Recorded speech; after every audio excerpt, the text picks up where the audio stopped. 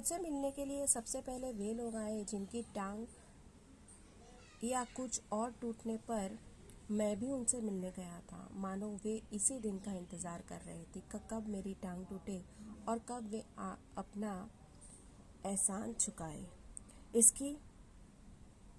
इनकी हमदर्दी में यह बात खास छिपी रहती कि देख बेटा, वक्त सब पर आता है। कहता है कि जब मैं हॉस्पिटल में था तो सबसे पहले मुझे मिलने वो लोग आने लगे। बोलता है कि जिनको कभी कुछ ऐसे लोग आए जिनका कभी कुछ पैर टूटा था या कोई और पार्ट टूटा था और मैं उनसे मिलने गया था, वही लोग आए। बोलते हैं कि ऐसा लग रहा था उनके आने से कि वो लोग मेरे इसी दिन का इंतज़ार कर रहे थे और वो अपनी बदला ले सके ताकि, और यानी एहसान चुकाए, वो अपने एहसानों का बदला चुका सके। और बोलते हैं कि हमदर्दी में यह बात खास छिपी रहती थी। उनकी जो हमदर्दी रहती थी उसमें बात कि ये कहना था उनका कि बेटा, हर किसी का दिन आता है। ओके। दर्द के मारे एक तो मरीज को वैसे ही नींद नहीं आती, यदि थोड़ी बहुत आ भी जाए तो मिलने वाले जगा देते हैं, खासकर वे लोग जो सिर्फ औपचारिकता निभाने आते हैं। ओके। कहते हैं कि दर्द के मारे ऐसे भी मरीज को नींद नहीं आती, उसके प्रॉब्लम्स रहते हैं, उसके दुख रहता है, तो उसको ऐसे भी नींद नहीं आती। लेकिन जहाँ थोड़ी आ जाए तो ये मिलने वाले उनको सोने नहीं देते हैं, खास करके वो लोग जो सिर्फ औपचारिकता निभाने आते हैं। मीन्स औपचारिकता मीन्स अपनी ड्यूटी जताने आते हैं। मीन्स उन्हें मरीज से हमदर्दी नहीं होती, ये सिर्फ सूरत दिखाने आते हैं। मीन्स बोलते हैं कि उनको मरीज से कोई तरह की कोई सहानुभूति नहीं होती है। हमदर्दी मतलब ओके, सहानुभूति नहीं होती है। वो सब सिर्फ अपना मुंह दिखाने के, ऐसा बता सके कि नहीं हम तो आपसे मिलने आए थे। बोलते हैं कि वो सिर्फ सूरत दिखाने आते हैं। ऐसे में एक दिन मैंने तय किया कि आज कोई भी आए मैं आँख नहीं खोलूँगा, चुपचाप पड़ा रहूँगा। ऑफिस के बड़े बाबू आए और मुझे सोया जानकर वापस जाने के बजाय वे सोचने लगे कि यदि मैंने उन्हें नहीं देखा तो कैसे पता चलेगा कि वे मिलने आए थे। अब कहता है कि एक दिन तो मैंने ये सोच लिया कि चाहे कोई भी मिलने आए मैं आज आँख ही नहीं खोलूँगा, मैं चुपचाप आँख बंद करके पड़ा रहूँगा। तो बोलता है कि मेरे ऑफिस के बड़े बाबू मतलब बड़े ऑफिसर वो आए तो वो सोया जानकर जाने की बजाय वो बैठे रहे। उनको मन में ऐसा ख्याल आया कि अब मैं उन्हें देखूंगा नहीं तो मुझे कैसे पता चलेगा कि वो मुझे। अतः उन्होंने मुझे धीरे धीरे हिलाना शुरू किया, इसलिए उन्होंने उसको जगाने की कोशिश की। फिर भी जब आंखें नहीं खुली तो उन्होंने मेरी टांग के टूटे हिस्से को ज़ोर से दबाया। मैंने दर्द के मारे कुछ चीखते हुए जब आँख खुली तो वे मुस्कुराते हुए बोली, कहिए अब दर्द कैसा है। देखिए उन्होंने उसको हिलाया बड़े बाबू ने, तो वो जब तब भी नहीं उठे तो उन्होंने क्या किया, उनका जो टांग का टूटा हुआ हिस्सा था उस पर दबाया, तो उसको दर्द हुआ और दर्द के मारे वो चीखते हुए उसने आँख खोली।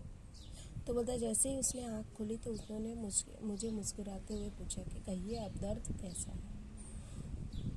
ये होता है, देखो मोहल्ले वाले अपने फुर्सत से आते हैं।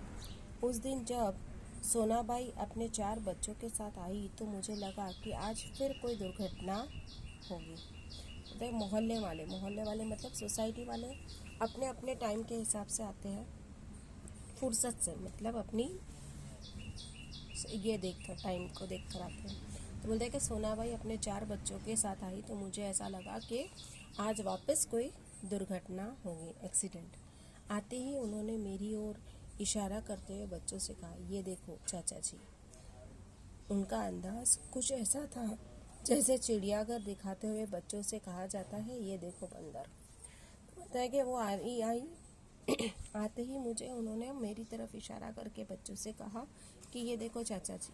तो बोलता है कि उनके एक्सप्रेशंस कुछ ऐसे थे, अंदाज मतलब उनके बोलने का एक्सप्रेशंस कुछ ऐसे थे जैसे ऐसे लग रहा हो जैसे कोई चिड़ियाघर मतलब जू में गए हो और वहाँ पे बच्चों को बोल रहे कि ये देखो ये बंदर है, ऐसे दिखा रहे हो, वैसे उनके एक्सप्रेशंस थे। बच्चे खेलने लगे। एक कुर्सी पर चढ़ा तो दूसरा मेज पर। सोनाबाई की छोटी लड़की दवा की शीशी लेकर कथकली डांस करने लगी। रप रप की आवाज़ ने मेरा ध्यान बटाया। कहते हैं कि बच्चे बहुत मस्ती करने लगे। कोई कुर्सी पर चढ़ रहा था, कोई मेज़ मतलब टेबल। बोलते हैं कि सोनाबाई की छोटी सी लड़की ने दवाई की शीशी लेकर कथकली करने लगी, मतलब डांस करने लगी। ओके। और रप रप की आवाज़ ने मेरा ध्यान बटाया। क्या देखता हूँ कि सोनाबाई का एक लड़का मेरी टांग के साथ लटक रही रेती की थैली पर बॉक्सिंग की प्रैक्टिस कर रहा है। तो बोलता है कि रप रप करके आवाज़ आई तो मेरा ध्यान बढ़ा। तो बोलता है कि उस तरफ मैंने जब देखा तो बोलता है कि देख रहा था कि उसका बेटा, सोनाबाई का एक बेटा जो था, वो उसके पैर के साथ जो रेती की थैली बांधी हुई थी ना, उसके ऊपर बॉक्सिंग की प्रैक्टिस कर रहा था। ओके। मैंने इसके पहले कि उसे मना करता, सोनाबाई की लड़की ने दवा की शीशी पटक दी। बोलता है कि अगर उस बच्चे को रोकने जाता उससे पहले सोनाबाई की बेटी ने दवाई की शीशी जो थी वो तोड़ दी। फिर हंसते हुए बोली। सोनाबाई ने एक पल लड़की को घूरा, फिर हंसते हुए, भैया पेड़े खिलाओ, दवा गिरना शुभ होता है। दवा गई समझो, बीमारी गई। इसके 2 घंटों बाद सोनाबाई गई, यह कहकर कि फिर आऊँगी। मैं भीतर कब तक काँप गया।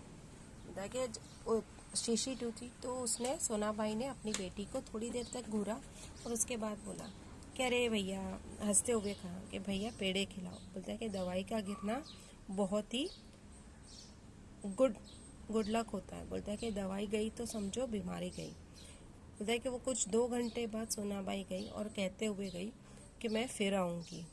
बोलता है कि ये सुनते ही मैं भीतर तक काँप गया, मतलब डर गया था।